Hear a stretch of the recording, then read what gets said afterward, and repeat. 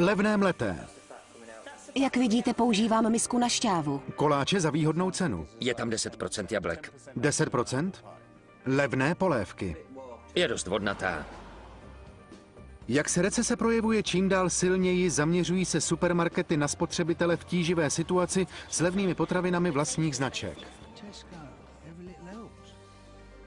A kolik vepřového skutečně je ve vepřové klobáse? Kolik hovězího obsahují levné masové koláče s hovězím? A když už supermarkety odolávají dopadu recese a stále dobře vydělávají, neměli by se pokusit zvýšit kvalitu levných potravin při zachování jejich nízké ceny? To by měli. Spektrum uvádí zpráva o skutečné ceně laciných potravin.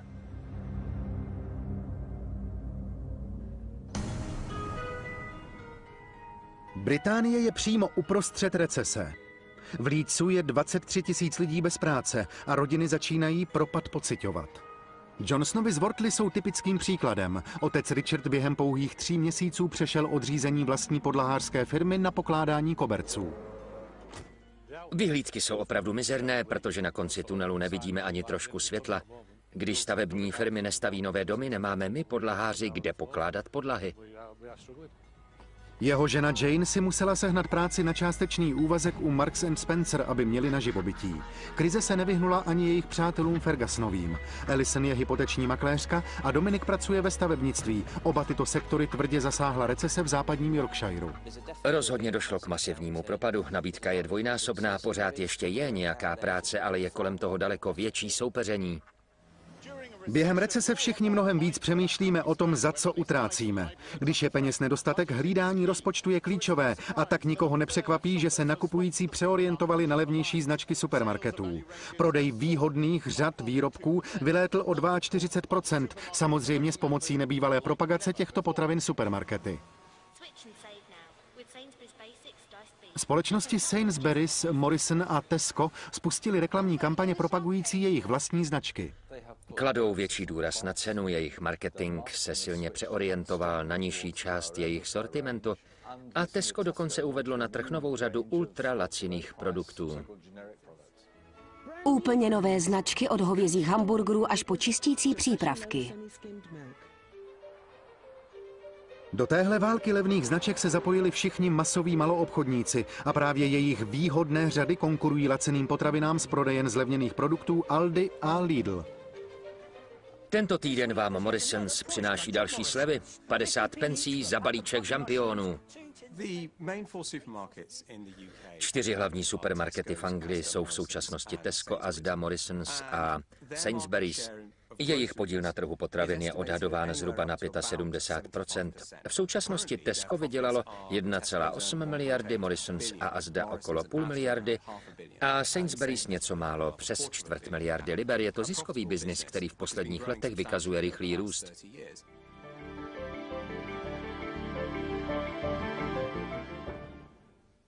Já jsem kritik restaurací a potravin, takže jsem pochopitelně posedlý chutí jídla, ale velmi mi záleží i na kvalitě. Rád bych zjistil, jak dobré jsou levnější potraviny, které supermarkety propagují, co obsahují a jak chutnají. A hlavně, zda je možné je vylepšit za použití lepších ingrediencí a za jakou cenu. Fergusonovi z Leedsu by rádi měli svoje finance pod kontrolou.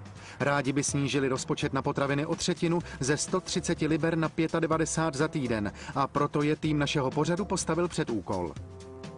Požádali jsme je, aby 4 týdny jedli jenom levné značky. Budou zachovávat svůj běžný rozvrh stravování a poskytnou nám tak zpětnou vazbu, jak jim levné potraviny chutnají. První týden Tesco je první supermarket, kam se při plnění úkolu vypravili pro levné potraviny. Myslím, že jsem to docela zvládnul. Souhlasím, kolik si tam utratil? 62 liber. Za tohle všechno? Tesco je 3. největším maloobchodníkem na světě a za posledních 20 let se společnosti, přihlédneme-li k inflaci, podařilo 9krát zvýšit zisk. Loni britští spotřebitelé v jejich obchodech utratili 35 miliard liber. Společnost Tesco nedávno rozšířila svou známou skupinu levných značek.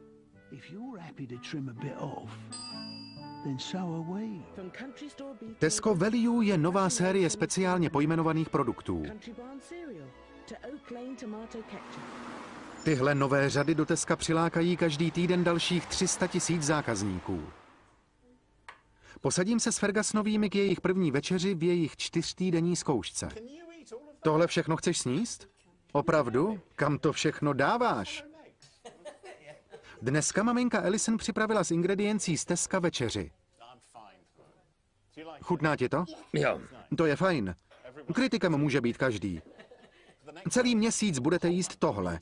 Teď to ještě jde, ne? Je to... Jo, jde to. Alison, vy máte na tváři výraz, který říká, nevěřím tomu, podle vás to bylo hodně tučné? Ano, v porovnání s tím, jak to dělám normálně. Finley, co tomu říkáš? Nevidím rozdíl. Abychom se o levných značkách potravin dozvěděli více, nechala naše redakce zanalyzovat obsah některých výrobků ze 7 supermarketů. Aldi, Asda, Iceland, Lidl, Morrison, Sainsbury's a Tesco. Naše první zkušební várka se skládala z oblíbeného hlavního jídla, masového koláče, přičemž budeme porovnávat levné koláče s drahými verzemi ze stejného obchodu. Když nebyly v nabídce koláče s hovězím, porovnávali jsme koláče s kuřecím masem. U všech jsme zjišťovali obsah vitamínu B12. Vitamin B12 má v těle mnoho funkcí, ale podle mě jsou 2 z nich nejdůležitější. Za prvé je potřebný pro fungování nervové soustavy a míchy a za druhé je důležitý pro krvetvorbu. Ve všech případech, kde bylo možné provést srovnání, obsahoval levnější produkt méně vitamínu B12 než dražší varianta. Výběrový koláč Asda obsahoval 0,65 mikrogramů vitamínu B12 na 100 gramů, levnější varianta jen 0,47. Dražší koláč Morrison měl obsah 0,8, levnější koláč 0,54. Výběrový koláč se stejkem z Teska obsahoval 0,7 mikrogramů vitamínu B12, levnější jen 0,54. Dražší koláč s kuřecím ze Sainsbury obsahoval 0,41 mikrogramů, levnější jen 0,34. Výběrový koláč Iceland obsahoval 0,41 mikrogramů, levnější 0,39. Aldi a Lidl nabízejí jen jeden výrobek, proto jsme nemohli provést srovnání. Zjistili jsme určité odchylky v obsahu proteinů, které jsou způsobeny rozdílným množstvím masa ve výrobcích a také jsme zjistili rozdíly v obsahu mikronutrientů spojených s proteiny, takže například obsah vitamínu B12 byl nižší u výrobků s nižším obsahem masa. Aldi, Iceland a Tesco našemu štábu sdělili, že proměnlivý obsah vitamínu B12 je způsoben různými velikostmi porovnávaných koláčů. Všichni zdůraznili, že obsah hovězího a kuřecího masa odpovídá předpisům a je jasně uveden na obalech. Potravinářský technolog David Harrison ví o masových koláčích všechno. Celou kariéru vytvářel recepty a počítal náklady na ingredience pro několik supermarketů. Požádali jsme Davida o názor na řadu levných koláčů ze supermarketů. Zjistili jsme, že průměrný obsah masa byl 18% a že potraviny obsahují přidanou pojivovou tkáň, která nepatří k uváděnému obsahu masa, ale je to plnidlo. Společnosti Aldi, Tesco, Asda, Lidl a Morrison sdělili našemu štábu, že hovězí pojivová tkáň nebyla do jejich výrobku přidána a byla přítomná jen tehdy, pokud byla přirozeně obsažena v použitém mase. Společnost Iceland nám sdělila, že jejich koláče neobsahují nadbytečnou pojivovou tkáň. Od společnosti Sainsbury's jsme zkoumali jen koláče s kuřecím masem. Co to vlastně je hovězí pojivová tkáň, jsem přijel zjistit na londýnský Borough Market. Andrew, vidíme tu velké kusy masa, ale já bych rád věděl, co je to hovězí pojivová tkáň. Jde vlastně o kolagen, který najdeme mezi jednotlivými svaly a který vlastně drží tělo pohromadě. Takže bez hovězí pojivové tkáně by se kráva rozpadla? No jasně, přesně tak. Takhle pěkně ze strany. Jenže já jsem si usmyslel, že se pokusím připravit svoji vlastní verzi levného koláče s hovězím a zjevně na to potřebuju nějakou hovězí pojivovou tkáň. Nemohl bys mi nějakou obstarat? Snadno, to je gratis. Náš odvoz jednoho vozíku normálně stojí 25 liber. Tak já si prozatím vezmu tenhle kousek zdarma, díky. Zajímalo by mě, jestli lze vylepšit kvalitu koláče s hovězím tím, že do něj přidám libové maso za minimální cenu a jestli v levném koláči musí být vždy míň těch dobrých věcí. Zadali jsme Davidu Harrisonovi úkol. Jelikož je odborníkem na ingredience masových výrobků, dokázal by vylepšit masový koláč s vynaložením minimálních nákladů? Vy jste nám vylepšil masový koláč, jak? Šlo o docela jednoduchý úkol, zvýšil jsem obsah masa v koláči a odebral jsem přidanou pojivovou tkáň. To je všechno. Takže z 18% masa jsme se dostali na... 25. Proč ne ještě větší obsah masa? Proč ne 80%? No, neexistuje žádné omezení, ale my jsme neusilovali o nejlepší koláč na světě, ale o podstatné, ale zároveň přiměřené vylepšení. Když tedy zvýšíme obsah masa na 25%, co nás to bude stát? Zvýší se tím náklady na tenhle koláč asi o 1 penci. Myslíte si, že tahle nová vylepšená verze bude chutnat líp než ten původní koláč? To doufám. Bude tedy spotřebitelům chutnat moje vylepšená verze? Tohle byste ještě nerozžvíkal. Takže to musíme dát do ještě jemnějšího mlýnku? Ano, s ještě menším nožem. Připravujeme 2 šarže koláčů. Laciný masový koláč s ingrediencemi, jako je pojivová tkáň, kterou byste našli v produktech ze supermarketů. No jen se podívejte. A vylepšený koláč J. Rainera s větším obsahem masa a menším obsahem tuku a soli.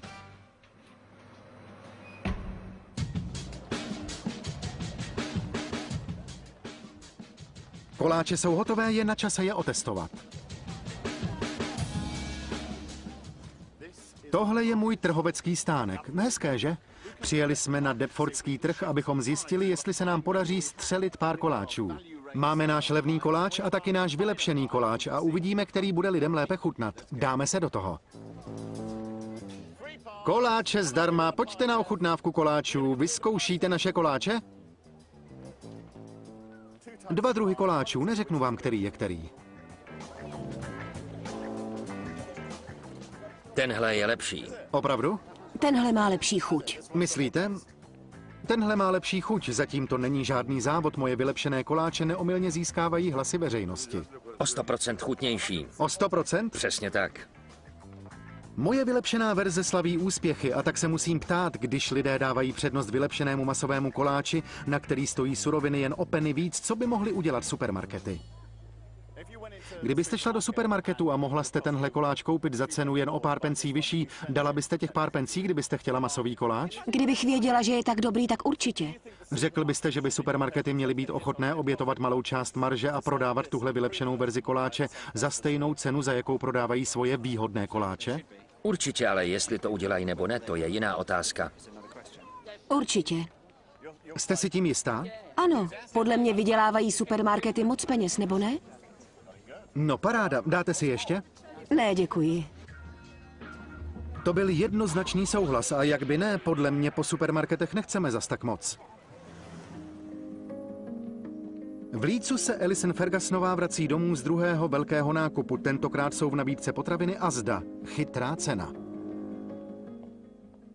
Pořídila jsem z řady chytrá cena, co se z mého nákupního seznamu jen dalo. Podařilo se mi sehnat zeleninu, ale mraženou, což je lepší než v konzervě. Asda je se 356 obchody po celém Spojeném království druhým největším řetězcem supermarketů v Británii. Za 12 týdnů před koncem prosince 2008 dosáhl prodej potravin v řetězci Asda téměř 4 miliard liber a jeho podíl na trhu vzrostl na 7,2%. Asda vykázala v roce 2007 zisk před zdaněním ve výši 644 milionů liber. Supermarkety se nás snaží přesvědčit, že cesta z krize vede přes levné a zlevněné řady výrobků, ale je nakupování v supermarketech jedinou možností? Pamatujete na přátele Fergusonových na Johnsonovi? Abychom zjistili, jak moc velké maloobchodní řetězce ovlivňují naše návyky při nakupování, požádali jsme Johnsonovi, aby žili ze stejného rozpočtu na potraviny ve výši 95 liber na týden, ale aby se drželi dál od supermarketů a aby volili alternativní místa nákupů. Uvidíme, jestli se jim podaří vyjít s rozpočtem. Co máš ke svačině, Harry? Máme těstoviny, tuňáka, cibulku a zeleninu. Chutná ti to? Je to skvělý. Dosud nakupovala Jane v supermarketech velkých řetězců. Potraviny, toaletní potřeby, čistící prostředky, zkrátka všechno chodím kupovat do supermarketu. Je to hrozně jednoduché, protože tam člověk snadno zaparkuje. Dneska Jane poruší své zvyky a pokusí se nakupovat v místních nezávislých obchodech na hlavní třídě. Jak se máte? Dobrý den, vzala bych si asi tak 4 kuřecí filety a 4 kotlety, prosím. Ano, jistě. A ještě něco, prosím? Koupila jsem 4 kuřecí filety, 4 kotlety a hovězí nožičku. A to všechno za 15 liber. Rozdíl je na první pohled jasný. Musím připustit, že z hlediska kvality a ceny je to tu mnohem lepší, především ty kuřecí prsíčka. V supermarketu obyčejně zaplatím 5 nebo 6 liber za 4 a to nejsou tak velká a pěkná jako ta, která jsem právě teď koupila tady. Z nákupu v řeznictví připravila Jane 4 jídla. Dneska má rodina k večeři smažené kuře a zdá se, že někomu to chutná. Ahoj, právě jsem si dal svačinku a bylo to skvělý. Děkuju, mami, a jen tak dál s šetřením. V druhé části vám dáme další informace o levných potravinách, triky na zvětšení objemu ingrediencí. Je úplně vidět, jak se to nafukuje. A co je v levném mletém?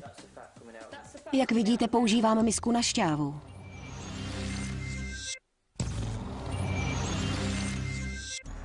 S prohlubující se recesí začínají lidé pociťovat její finanční dopady. Britské supermarkety propagují svoje levné řady potravin, aby vyhověly svým spotřebitelům.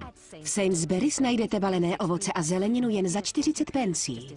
39% zákazníků nyní během svých týdenních nákupů kupuje levné značky potravin. Když tedy víc a víc lidí kupuje potraviny levných značek, chtěl bych vědět, co obsahují a jak chutnají. A hlavně je možné je vylepšit, a pokud ano, tak za jakou cenu? Na tyto otázky se pokusím najít odpověď. Požádali jsme 2 rodiny, aby se zúčastnili našeho experimentu. Johnsonovi se snaží kupovat potraviny u místních obchodníků místo v supermarketu. Chutnalo ti to? Ne, bylo to fantastický. A Fergusonovi jedí potraviny z levných řad supermarketů. Paráda, já nejsem příznivcem konzervované zeleniny, mám radši čerstvou, ale asi budeme muset vyzkoušet všechno z těch výhodných značek, že jo? Dneska budou domácí hamburgery z laciného mletého. Jak vidíte, už používám druhou misku na šťávu. Já ani nevěděla, že ji máme. Nevěděla jsem, kde je, protože ji nikdy nepoužíváme. Tohle mleté hovězí je rozhodně... Z toho masa teče tuk? To vytéká tuk, už budou hotové. Tohle z toho vyteklo předtím.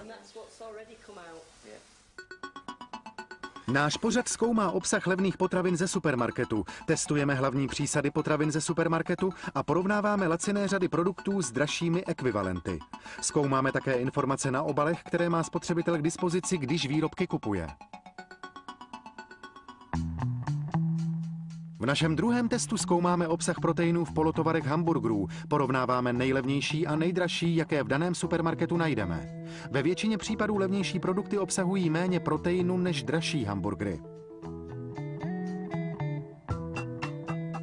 Hamburger Asda obsahoval 23,2 gramu proteinu na 100 gramů, levnější hamburger jen 20. Dražší burger ze Sainsbury's obsahoval 22,9 gramu proteinu, levnější výrobek obsahoval 19,4 gramu.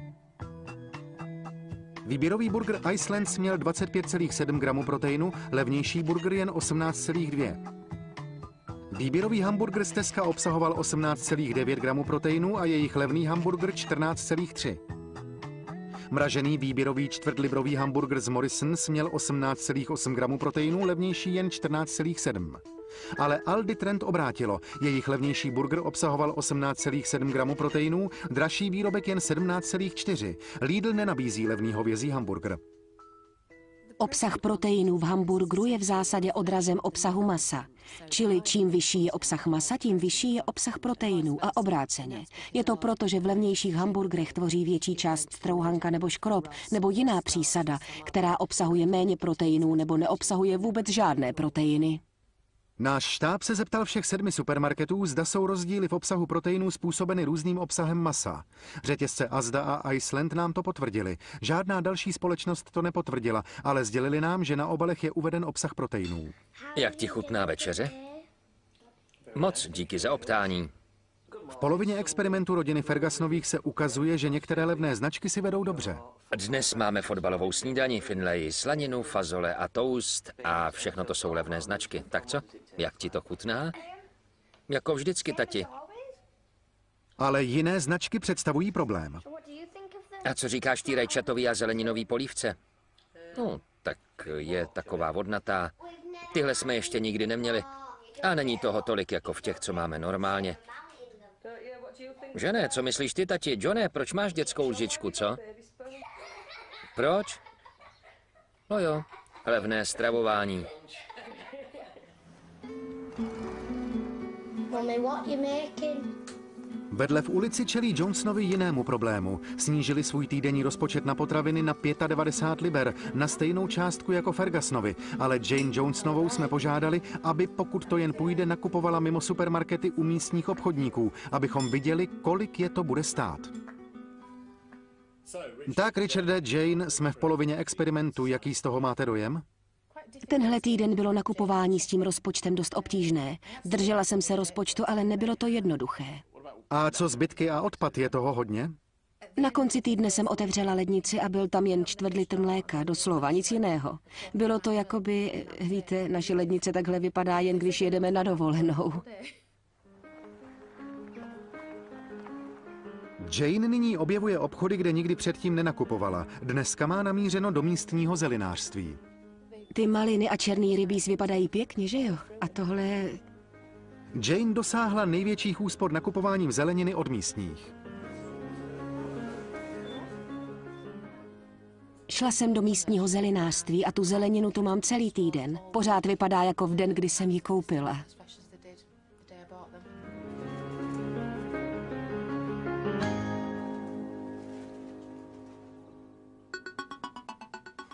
Náš štáb prozkoumal i zeleninu. Britové milují rajčata a ročně za ně utratí 150 milionů liber, většinou v supermarketech. Otestovali jsme, kolik antioxidantu Lycopen obsahuje značka rajčat, kterou prodávají supermarkety. Lycopen je velmi účinný antioxidant. Antioxidanty jsou prospěšné, že ano? Ano, existuje spousta důkazů, že Lycopen je velmi prospěšný v boji proti rakovině prostaty u mužů, což je dobré vědět. To ano. A u antioxidantů se obecně má za to, že jsou zdraví prospěšné, rozhodně účinné proti rakovině. Pokud to bylo možné, vždy jsme zkoumali nejdražší a nejlevnější rajčata v každém ze 7 supermarketů. V každém případě měla dražší rajčata podstatně více Lycopenu než levnější ekvivalent.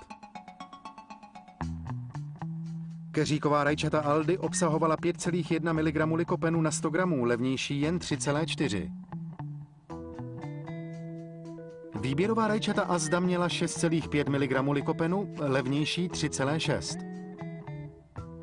Výběrová rajčata Iceland obsahovala 5,5 mg, levnější rajčata 3,3 mg.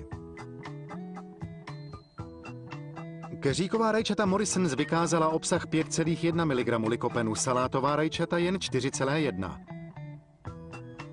Výběrová rajčata ze Sainsbury's obsahovala 5,2 mg antioxidantu, levnější produkt jen 3,6. Keříková rajčata z Teska měla 5,5 mg a levnější značka 3,4. Lidl nabízí pouze jeden druh rajčata, v něm jsme zjistili 3,8 mg Lycopenu. Je očividné, že v obsahu Lycopenu existují podstatné rozdíly. Otázka je proč. Já samozřejmě neznám podrobnosti o tom, jak byla ta rajčata vypěstována, ale řekl bych, že pravděpodobně dozrálejší rajčata budou mít větší obsah Lycopenu, tedy ta, jejíž zrání nebylo tolik urychlováno, která měla víc času vytvořit přirozené složky. Všech 7 supermarketů zdůraznilo, že neexistuje žádná doporučená denní dávka Lycopenu. Žádná společnost neprodává rajčata, jejich zrání by bylo urychlováno. 93% našich potravin pochází ze supermarketů. Nehledě na ekonomickou recesi byla čísla o prodeji během 12 týdnů před Vánocemi v hlavních supermarketech velmi dobrá. Odbyt Sainsbury's vzrostl o 5% v porovnání se stejným obdobím v loni. Společnosti Asda a Morrisons vykázaly růst o 7 až 10%. Tesco vykázalo nárůst o 4%. Diskontní řetězce měly také dobré výsledky. Odbyt Aldi vzrostl o 22% jen v prosinci. I když se údaje o odbytu u jednotlivých supermarketů liší, průzkum pro náš pořad ukázal, že jejich marže zůstaly v posledních 5 letech víceméně stejné, na úrovni 5%. Důvod, proč jsou supermarkety schopné udržet dobré marže i během recese, je ten, že mají strategii nabídky vlastních značek produktů a vlastní značky produktů dávají spotřebitelům, kteří koukají na cenu s tím, že sníží kvalitu, chcete-li. Produkty vlastních značek jsou pro supermarkety levnější, čili představují menší náklady, platí méně i svým dodavatelům, takže jsou schopné udržet si své marže ve výši kolem 5%. Díky tomu jejich zisky zůstávají stejné, i když dojde k recesi. A to všechny supermarkety moc dobře vědí. Jsme v 3. týdnu a dneska Fergusonovi nakupují potraviny v Morrisons. Rodina bude kupovat levné potraviny ze supermarketů 4 týdny. Řetězec se sídlem v Bradfordu je 4. největším řetězcem supermarketů a loni oznámil rekordní 66% nárůst zisku před zdaněním. Celkový zisk 583 miliony liber. Jejich výhodná řada produktů je populární a přispívá ke 4% růstu odbytu. Fergusonovi si dnešní večeři připravili z potravin značky výhodných produktů supermarketu Morrisons. Připraveni? Podívejte, co jsem dnes večer uvařil. Na první pokus. Říkejte mi, šéf kuchaři, ano? Nádhera. To je vtip. Šašku, to jsou kuřecí lazaně. Chutné a výborné. Podle mě jsou skvělí. Mně chutnají. Moc. Dominik lazaně uvařil z čerstvých kuřecích prsíček, ale v rámci výhodných potravin jsou v supermarketech k dostání i mražená kuřecí prsíčka. Drůbežářství je obrovský průmysl. Loni bylo odchováno 860 milionů kuřat pro výrobu potravin. 40% z nich bylo určeno pro domácí spotřebu. Náš tým se zaměřil na kuřecí prsíčka prodávaná v celé řadě supermarketů. Velké množství chlazených a mražených kuřecích prsíček obsahovalo 100% masa, ale u některých produktů tomu tak nebylo. Filety z kuřecích prsíček za rozumnou cenu azda obsahovaly 82% kuřecího masa. Zbytek uvedených ingrediencí tvořila voda a sůl. Vykostěné kuřecí filety bez kůže kvality A společnosti Iceland obsahovaly 85% masa. Zbytek voda, sůl, stabilizátory a polyfosfáty. Na obalu filetů z kuřecích prsíček bez kůže firmy Morrisons se uvádí 88% masa. Zbytek tvoří voda, sůl a stabilizátory. Prsíčka firmy Tesco obsahují 84% masa. Zbytek je voda, sůl a dextróza. Voda v kuřeti? Co to má znamenat? Udivuje mě způsob, jakým se výrobcům v potravinářském průmyslu daří docilovat vyšších zisků zvětšováním objemu některých ingrediencí. Ale pokud se chci dozvědět víc, budu potřebovat pomoc profesionála. No, naštěstí mám kamaráda, který je dost úspěšným šéfkuchařem. Ahoj, Hestne. Ahoj, jak se máš? Hestne, tohle jsem ti přinesl. Tohle už jsem někde viděl. Tak co nám dneska připravíš? Jako první oddělím prsíčka. A jednu část prsíček si necháme jako kontrolní vzorek, nic s ním nebudeme dělat. A do druhé části vstříkneme co největší množství vody, jaké dokážeme. Tahle část prsíček váží 167,5 gramu. Fajn, já budu tvoje krásná asistentka. Další krok je vstříknout vodu do masa a na to budu potřebovat tohle. Budu do masa vstřikovat tento roztok, což je voda, v níž jsme rozpustili sůl. Tak. A pak tu máme polyfosfát. Ten se přidává, protože v mase zadržuje veškerou vlhkost. Pokud ho nepřidáš do roztoku, veškerá voda a tuk, který je v mase obsažen, prostě během vaření vyteče. Vyteče během vaření? Ano, a nakonec tohle je tekutá glukóza. Glukózu přidáváme do směsi, protože během vaření bude reagovat s dalšími cukry a proteiny v kuřecím mase a díky tomu maso získá výraznější chuť kuřecího. Jelikož voda v mase není škodlivá, neexistují žádná omezení, kolik jí může výrobce do masa vpravit, aby zvýšil jeho objem. Jeden známý velkoobchod prodávající kuřecí prsíčka napumpoval do masa 40% vody. Našli jsme skutečně levná kuřecí prsíčka se 40% vody. Některé značky supermarketů obsahují 15%. Kolik myslíš, že se nám podaří do masa vpravit? 40? Je to víc než jedna stříkačka, já nevím. Existuje jeden způsob, jak to zjistit. Vidíš, jak se to maso nafukuje, když vytahuju jehlu? Vidíš to? To jo, úplně to vidím, jak se zvětšuje. Skutečně vidím, jak se nafukuje.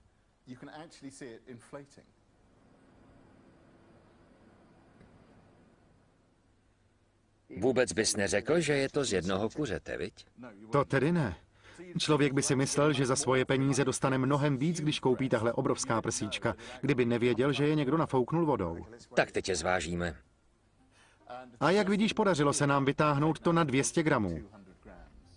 Asi 20% nárůst. Během 5 minut s takovouhle stříkačkou. Vrhneme se na podnikání. Vydělali bychom spoustu peněz.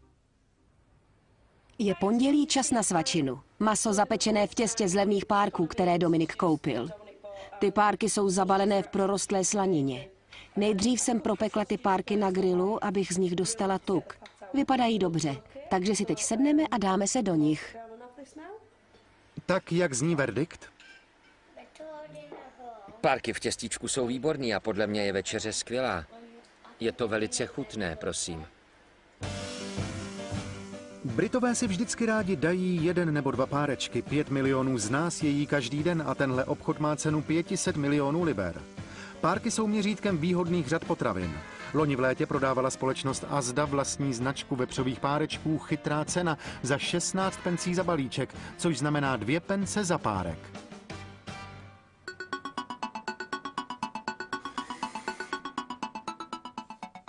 Tak co vlastně je v levných párcích? Náš štáb otestoval levnější a dražší párky ze supermarketu z hlediska obsahu proteinů.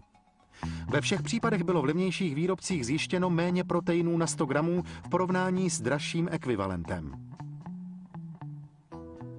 Výběrové párky firmy Sainsbury's obsahovaly 15,3 gramy proteinů na 100 gramů, výhodný produkt jen 8,3 gramy. Dražší párek firmy Morrisons obsahoval 14,3 gramy proteinů, levnější řada jen 9. Výběrové párky Iceland obsahovaly 12 gramů, výhodné párky 11,6. U firmy Lidl hodnota činila 15,3 gramů proteinů u dražších párků, 12,9 gramů u levnějších. Tesco nabízí 15,8 gramů v nejlepší řadě, 11,2 ve výhodných párcích. Našemu štábu se nepodařilo srovnat párky firem Aldi a Asda. Všech 7 supermarketů zdůraznilo, že výzkum agentury pro potravinářské standardy dokládá, že většina dospělých ve Spojeném království překračuje denní doporučený příjem všech živin, včetně proteinů, a že výrobky na obalu informují spotřebitele o obsahu masa v prodávaných párcích. Požádali jsme Davida Harrisona, aby prozkoumal obsah levných párků prodávaných v supermarketech. Tak nám něco povězte o těch levných párcích, kolik je v nich masa? Něco kolem 40%. 40% masa. Je v nich i nějaká pojivová tkáň? Jistě většina těch výrobků obsahuje pojivovou tkáň ve formě vepřového tuku a kůže, některé obsahují i kuřecí kůži. Vepřové stejně jako hovězí maso má pojivovou tkáň a levnější kousky masa jí budou obsahovat víc. Je to povolené, pokud je přirozenou součástí použité porce masa. U párků by se mohlo jednat o vepřovou kůži, tuk a šlachy. Zbytek párku tvoří pšeničná mouka, strouhanka, koření a přidaná voda. Dokázal by David na základě provedené analýzy vylepšit párky stejně, jako to udělal v případě masových koláčů? Co si udělal pro vylepšení našich párků? V případě párků to bylo velmi snadné, odstranili jsme pojivovou tkáň a přidali více masa. To je vše. Dobrý nápad. A kolik v nich je teď masa? U levných párků to bylo 40%. Teď 54. Proč nevyrobit párky s 80 nebo 90% masa?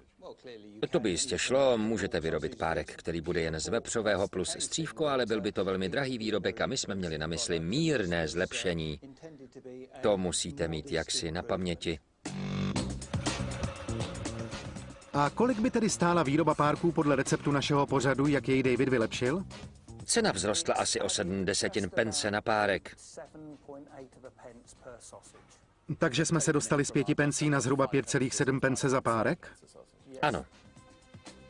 Vyrábíme 2 druhy párků, běžný levný párek se 40% masa a vylepšené párky dle našeho receptu s 54% masa. David mi řekl, že naše párky by měly stejnou skladovatelnost jako ostatní levné párky v supermarketu.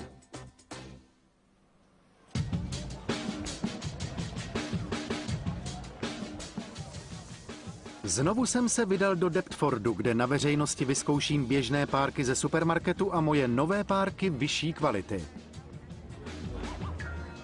Máme tu 2 typy párků, jeden obsahuje 40% masa, je to běžný levný párek ze supermarketu. Jen si poslušte, madam. A ten druhý obsahuje 54% masa s minimálním zvýšením ceny. Ochutnejte je a zkuste uhádnout, ve kterém je víc masa. Pekli jste je dneska? Upekli jsme je před vteřinou přímo tamhle. Tenhle je fakt dobrý. Chutná vám to? V tomhle je víc masa. V tomhle rozhodně. A chutná vám víc? Určitě víc. A měly by podle vás supermarkety obětovat malou část zisku a prodávat ty kvalitnější za stejnou cenu jako ty levnější? Proč ne? Vždyť vydělávají takový peníze, je jasný, že si to můžou dovolit. To dá rozum.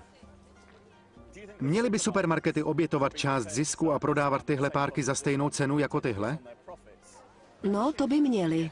Ale je to utopie, že jo? Oni to neudělají.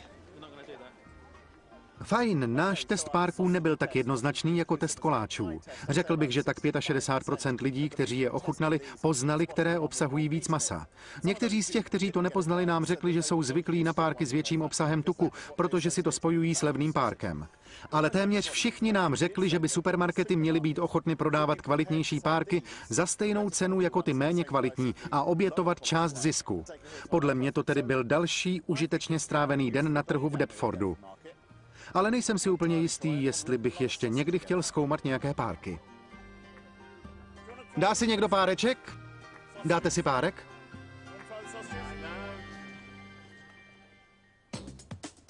Ve třetí části jablkový koláč, ale kolik je v něm skutečně jablek? Jenom 10% jablek? Ano, je to překvapivě málo. A kolik bude v koláčku podle našeho receptu? Tenhle je lepší? Dospěli jsme do 3. týdne našeho testu levných potravin. Díky finanční krizi by Fergusonovi i Johnsonovi z Leedsu rádi snížili své rozpočty na potraviny na 95 liber na týden. Jak se jim to daří? Fergusonovi žijí měsíc z levných výrobků ze supermarketů. My s tím pořád bojujeme, jezdíme z jednoho supermarketu do druhého a snažíme se sehnat to, co chceme. Já nemůžu sehnat to, co bych chtěla. Ne. A našli jste něco, co byste z levných řad kupovali nadále? Já nevidím problém s nákupem zeleniny, není na nic špatného. Jen mají omezený výběr, mají jen základní zeleninu, ale pořád bych ji kupovala. Jejich přátelé Johnsonovi hledají alternativní možnost nákupu potravin. No, já šla tenhle týden k místnímu řezníkovi a má skutečně dobré ceny. Dělá takové výhodné balíčky pro rodiny. Maso na týden. Řekla bych, že příští týden rozpočet nevyčerpám. Jane Johnsonová měla nejdřív problém s nakupováním mimo supermarkety, ale nakonec v Leedsu objevila místní trhy. Vezmu si jich 6, ano? Jiné nemáte? Já nikdy potraviny na trhu nenakupovala, nikdy. A jakou zeleninu chcete k nedělní večeři? Jane nyní zjišťuje, že díky nákupům v menších obchodech dokáže dosáhnout úspor. Jelikož je tady tolik zelinářů a tolik řezníků pohromadě, je tu velká konkurence, musí spolu navzájem soutěžit. Jediná nevýhoda je, že to člověk musí všechno odnést k autu, protože musíme parkovat kus odsud. Celková cena dnešního nákupu na trhu v Leedsu dosáhla 48 liber a 24 pencí. Jane nakoupila většinu toho, co bude na týden potřebovat a nevyčerpala ani polovinu rozpočtu. Alison Fergusonová ušetřila ještě víc peněz. Její průměrná týdenní útrata za levné potraviny ze supermarketů činila kolem 50 liber. Tenhle týden nakupovala v Sainsbury's. Tenhle řetězec je třetí největší po společnostech Tesco a Asda s hlášeným loňským ziskem před zdaněním téměř 240 milionů liber.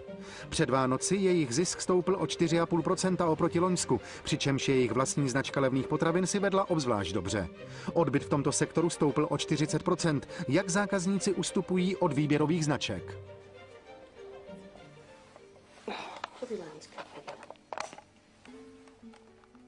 Takže je pondělí ráno a já byla právě na velkém týdenním nákupu. Tentokrát jsem byla v Sainsbury's. Fergusonovi měli nějaké potíže se sháněním určitých produktů. Dneska Alison sehnala to, co chtěla. Podařilo se mi sehnat nějaké směsi bylinek v levné řadě Sainsbury's. Nikde jinde jsem je nesehnala. Mají tam taky nabídku čerstvých ryb.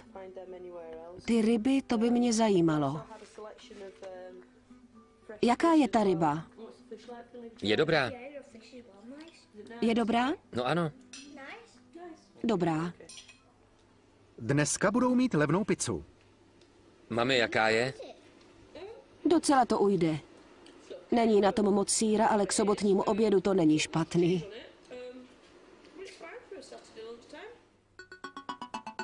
Náš štáb analyzuje potraviny ze supermarketů, abychom zjistili, co obsahují. Náš další test se zaměří na sýr. Každý rok spotřebujeme 430 000 tun, z čehož 63% nakupujeme v supermarketech. Plátkový sýr je čím dál populárnější. Je připravený do sendvičů pro ty z nás, kteří jsme líní sami si sýr nakrájet. V 5 z našich 7 vybraných supermarketů jsme našli levný plátkový sýr a u něj jsme otestovali obsah vápníku na 100 gramů. Ty s nejnižším obsahem vápníku pocházely z diskontních řetězců Aldi a Lidl. Mnohem vyšší obsah vápníku byl zjištěn u plátkového sýra koupeného v supermarketech Asda, Morrisons a Tesco. Naměřili jsme dvojnásobný obsah vápníku než u produktu značky Lidl. Pokud jste matka, která z plátkového sýru připravuje dětem svačinku, je důležité si pamatovat, že neobsahují stejné množství vápníku jako porce běžného sýru. To je důležité mít na zřeteli. Společnost Aldi nám sdělila, že dbá na dodržování norem agentury pro potravinářské standardy a právě testuje produkt s přidávaným vápníkem. Společnost Lidl nás informovala, že reviduje svůj recept na plátkový sýr. Už víme, že zvýšení obsahu masa v masových koláčcích z 18 na 25% a u párků ze 40 na 54% lze dosáhnout při nákladech pod 1 penci a i u veřejnosti jsme slavili úspěch. Tenhle je masitější. Co tedy dál? Je čas na zákusek. Jablečný koláč je synonymem domácí kuchyně, ale co obsahují nejlevnější jablečné koláče prodávané v supermarketech? A podaří se nám je vylepšit při minimálním zvýšení ceny? Uvidíme. Potravinářský technolog David Harrison analyzoval jablečné koláče ze supermarketu. Davide, co jsi zjistil s ohledem na obsah jablek v náplních těchto koláčů? Zaznamenali jsme rozpětí výsledků, ale průměrná hodnota dosahuje zhruba 14%. Zjistili jste, že by některý obsahoval méně? Jo, u více než jednoho vzorku jsme naměřili hodnoty dokonce až 10%. 10% v jablečném koláči? Ano, To si ani nezaslouží ten název. jakoby jablečný. Jakoby jablečný koláč. A co ty, které měly víc než 14%? Ano, to byla jakási střední hodnota v celé škále vzorků a nejvyšší hodnota byla 20%. A co ten zbytek? No, velkou část koláčku tvoří samozřejmě těsto, ale i v náplni jsme zjistili cukrový sirup, želatinovací činidla a menší množství konzervantů.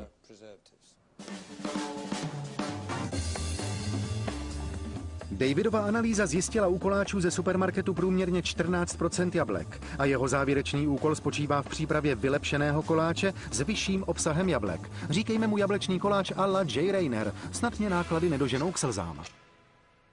Ty lepší koláče měly o 20% více náplně v každém koláči a náplň obsahovala o 15% více jablek. Nejdůležitější otázka zní, nakolik nás přijde vylepšení našeho 14% koláče na 20%.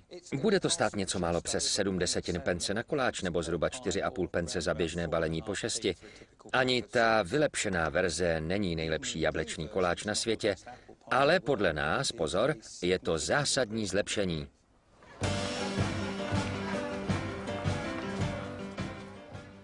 Já tu mám 2 typy jablečných koláčů. Jeden je levný koláč ze supermarketu, obsahující asi 14% jablek. A pak tu máme koláč, který jsme s minimálními náklady vylepšili a který obsahuje trochu víc jablek. Který vám víc chutná? Já vám neřeknu, který je který. Díky. Moc těsta. Který podle vás obsahuje víc jablek? Tenhle. Máte naprostou pravdu, v tomhle je víc jablek.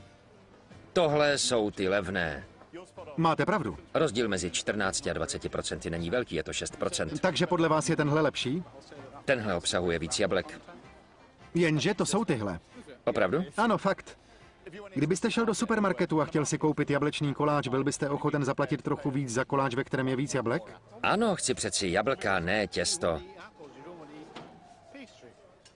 Myslíte si, že mají supermarkety povinnost zlepšit tyhle nejlevnější potraviny a obětovat tak část svého zisku? Jo, v zájmu zdraví národa. Skoro každý poznal, ve kterém je víc jablek. Vedle masových koláčů a párků je to další levná potravina s větším obsahem hlavních ingrediencí, ale pořád s nízkými výrobními náklady. Dokázali jsme, že lze vylepšit levný výrobek s minimálními náklady a že většina lidí si myslí, že supermarkety by v recesi měly být ochotné něco obětovat. Ale dojde k tomu? Jsem na cestě na schůzku s mluvčím organizace, která zastupuje většinu supermarketů, abych zjistil, jestli jsou ochotní o tom uvažovat. My jsme se zaměřili na ty úplně nejlevnější výrobky, na takzvané výhodné řady. Všichni víme, proč jsou v regálech. Zjistili jsme, že koláč s hovězím obsahuje 18% hovězího, vepřový párek jen 40%. A podle mě je pro většinu lidí velmi překvapující, jak nízký je obsah hlavních ingrediencí v těchto výrobcích. Podle mě jsou to kvalitní výrobky, výrobky s dobrou hodnotou za danou cenu a zákazníci, když jdou do obchodu, to dobře vědí. V případě supermarketu nesmíte zapomínat na další věc a to, že jako první začali označovat svoje výrobky. Jasně nás všechny informují, takže si můžeme jednoduše vybrat z různých výrobků a cen, které zaplatíme. My jsme přesvědčeni, že jsme skutečně prokázali, že je možné zlepšit kvalitu výrobků pouze s minimálním zvýšením ceny. Mě by zajímalo, proč se to neděje. Všechny supermarkety vědí, že když svým zákazníkům nenabídnou správný produkt za správnou cenu, zákazníci půjdou jinam, proto je v jejich vlastním zájmu poskytovat co nejvyšší kvalitu a proto také provádíme stejné průzkumy, jaký jste provedli vy a pak podle toho dáváme výrobky na trh. Je to opravdu v našem vlastním zájmu. Mě ale napadlo, jestli by supermarkety nemohly zlepšit kvalitu některých výhodných produktů, těch nejlevnějších výrobků v regálech a zcela upřímně snížit svůj zisk, aby pomohli těm s nejnižšími příjmy. Konec konců mají takovou kontrolu nad maloobchodním trhem s potravinami, že by to podle mě bylo možné považovat za jejich společenskou odpovědnost.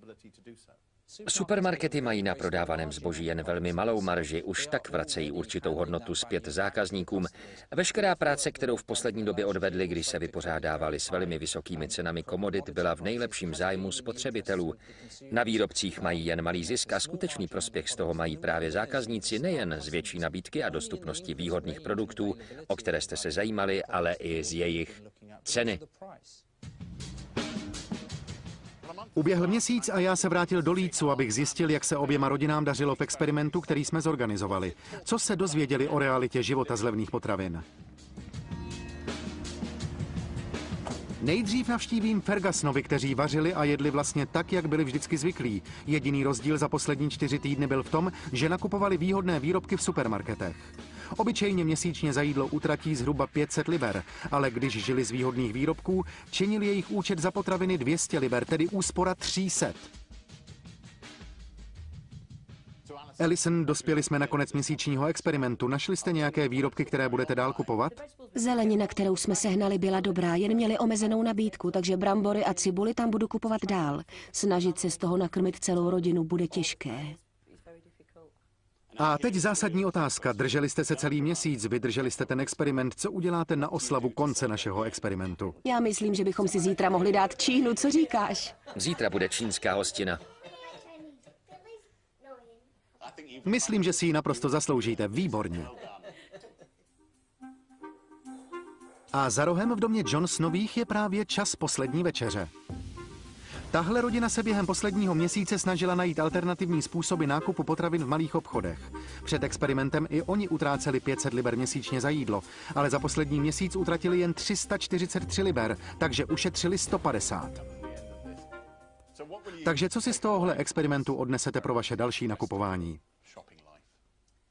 Myslím, že nás to naučilo, že jsme nakupovali příliš mnoho. Nemohli jsme fyzicky sníst to, co jsme nakupovali na týden a proto jsme měli tolik zbytků. Dopřávali jsme si, že jo?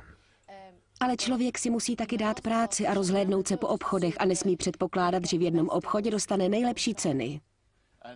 Takže jste si jistí, že jste na to přišli, ale bylo to náročné.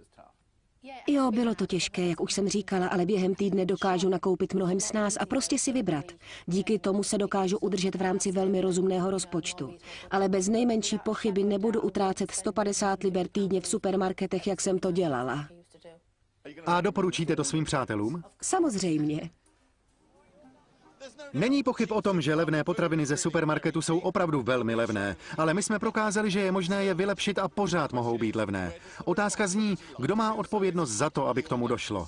Je to skutečně jen na supermarketech? Řekněme si to jasně. Mluvíme o zákaznících se skutečně nízkým příjmem, o lidech s velmi omezeným rozpočtem. A když jste v téhle situaci, nenakupujete levné potraviny z estetických důvodů, děláte to z nutnosti. Supermarkety musí samozřejmě vykazovat zisk, mají závazky vůči svým akcionářům a podle mě s podílem na trhu vyvstává i jistá společenská odpovědnost. Konec konců se tady bavíme o zdraví národa. Možná by stálo za to se nad tím zamyslet.